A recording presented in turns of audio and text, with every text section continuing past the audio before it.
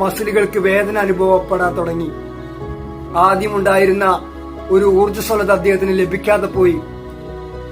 കാലുകളുടെ വേദന ശക്തമായി വർദ്ധിച്ചപ്പോൾ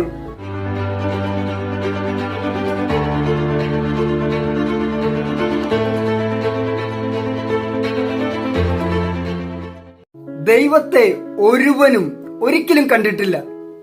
സത്യമാണോ ഈ പറയുന്നത്? രണ്ട് വ്യക്തികളുടെ അനുഭവം പങ്കുവെക്കുകയാണ്. അല്പസമയം ഒന്ന് ശ്രദ്ധിച്ചിരിക്കണേ. കഥ നടക്കുന്നത് ടോക്കിയോ ഒളിമ്പിക്സിലാണ്. ഖത്തറിന്റെ ഉത്താസ് ഈസാബാർഷിയും ഇറ്റലിയുടെ ജിയോൻ മാർക്ക് തമ്പേരിയും തമ്മിലുള്ള ഹൈജമ്പ് മത്സരമാണ്. രണ്ടുപേരും ശരീരപ്രകൃതിയിൽ തന്നെ വ്യത്യസ്തരാണ്. ജിയാൻ മാർക്ക് തമ്പേരി അല്പ ഹൈറ്റ് കൂടിയ വ്യക്തിയാണ്. ഈസാബാർഷിയും എന്ന് പറയുന്ന ഖത്തറിന്റെ അത്ലറ്റ് വളരെ ഹൈറ്റ് കുറഞ്ഞ വ്യക്തിയാണ്. എന്നാൽ ആദ്യ റൗണ്ട് മത്സരം പൂർത്തീകരിച്ചപ്പോൾ രണ്ടുപേരും ഒരേ ഹൈറ്റാണ് ചാടിയത്. രണ്ടാം റൗണ്ടിലും ഒരേ ഹൈറ്റാണ് രണ്ടുപേരും ചാടിയത്. മൂന്നാം റൗണ്ട് മത്സരം നടത്തിയപ്പോഴും രണ്ടുപേരും ഒരേ ഉയരം ചാടി ഒളിമ്പിക്സ് ഒഫീഷ്യൽസിനെ ഞെട്ടിച്ചു കളഞ്ഞു. ഒരുപക്ഷെ ഇതിനു മുമ്പേ ഇങ്ങനെ ഒരു ചരിത്രം ഉണ്ടായിട്ടില്ല. അപ്പോൾ ഒളിമ്പിക്സ് ഒഫീഷ്യൽ ഒരു കാര്യം തീരുമാനിച്ചു. നാലാമതൊരു അവസരം കൂടി കൊടുക്കുക. സ്വർണ്ണ മെഡൽ ഒരു വ്യക്തിക്കല്ലേ കൊടുക്കാൻ പറ്റുള്ളൂ. അങ്ങനെ നാലാമത്തെ റൗണ്ടിലേക്കുള്ള ഒരു അവസരം കൊടുത്തിരിക്കുകയാണ് രണ്ടുപേർക്കും.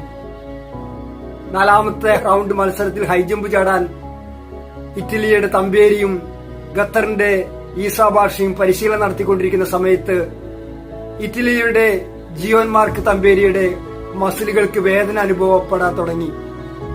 ആദ്യമുണ്ടായിരുന്ന ഒരു ഊർജ്ജസ്വലത അദ്ദേഹത്തിന് ലഭിക്കാതെ പോയി.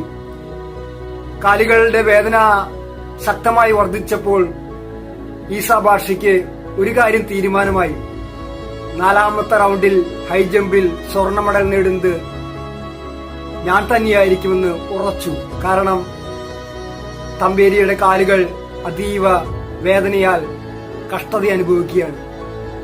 ഈ സമയത്ത് ഖത്തറിന്റെ ഈസാബാർഷി ഒളിമ്പിക്സ് ഒഫീഷ്യൽസിനോട് ചോദിക്കുന്ന ഒരു ചോദ്യം ഇതാണ്: ഞാൻ ഈ മത്സരത്തിൽ ഇപ്പോൾ പിന്മാറുകയാണെങ്കിൽ ഈ സ്വർണ്ണ മെഡൽ ഞങ്ങൾക്ക് രണ്ടുപേർക്കുമായി പങ്കുവെച്ചു തരാൻ പറ്റുമോ?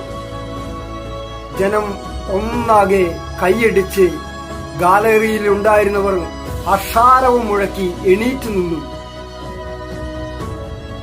ഇത് കേട്ട ജിയോൻ മാർക്ക് തമ്പേരി, ഇറ്റലിയുടെ തമ്പേരി ഓടി വന്ന് ഖത്തറിന്റെ ഈസാബാർഷിയെ കെട്ടിപ്പിടിച്ച് തുരുതുരാ ഉമ്മം കൊടുക്കുകയാണ്. അതെ പ്രിയരെ, ദൈവത്തെ ഒരുവനും ഒരിക്കലും കണ്ടിട്ടില്ല. പക്ഷേ 1 യോഹന്നാൻ 4:12 പറയുന്നു, ദൈവത്തെ ഒരുവനും ഒരിക്കലും കണ്ടിട്ടില്ല.